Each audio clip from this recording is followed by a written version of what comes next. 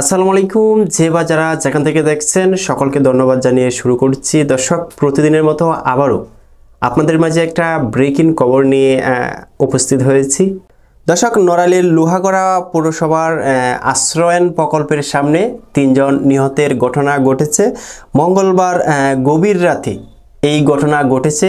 নিহতরা হলেন পৌরসভার মাইটকুমরা গ্রামের হেমায়েত শেখের ছেলে শামীম শেখ, ওনার বয়স ৩০। একই গ্রামের রমজান বিশ্বাসের ছেলে জিয়া বিশ্বাস, ওনার বয়স ৪০।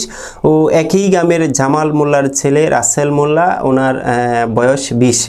আহত ব্যক্তি একই গ্রামের হবিবার শেখের ছেলে কুন শেখ, ওনার বয়স ৩৫। দর্শক, এবার আসুন আপনাদেরকে মূল ঘটনার দিকে নিয়ে যায়। আসলে ৩ জন মানুষ নিহত হয়েছেন ও একজন ব্যক্তি আহত হয়েছেন।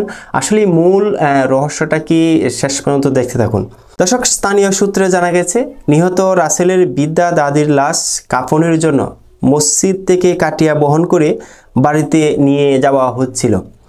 তারা কালনা নড়াইল বেনাপুল মহাসড়কের মাইটকুমরা এলাকার পৌঁছালে লোহাগড়ার দিক থেকে আসা একটি দ্রুতগামী ট্রাক কাটিয়া বহনকারীদের ধাক্কা দেয়। এতে ঘটনাস্থলেই ৩ জন নিহত ও একজন আহত হয়েছেন। কি নির্মম ইতিহাস দর্শক! আসলেই এগুলো নিউজ পড়তে গেলেও নিজের কাছে অনেকটা খারাপ লাগে, কিংবা নিজের কাছে ভালো মনে হয় না। দর্শক, মাত্র কয়েকদিনে ড্রাইভিং শিখে তারা মহাসড়কে গাড়ি চালায়, আর এভাবে দিনের পর দিন অনেক মানুষের প্রাণহানি ঘটছে। দর্শক, আমি সরকারের কাছে বিনীতভাবে আহ্বান জানাচ্ছি, অতি শীঘ্রই এই সড়কে যে প্রাণহানি ঘটছে প্রতিনিয়ত, ওইটার দিকে একটু খেয়াল রাখবেন।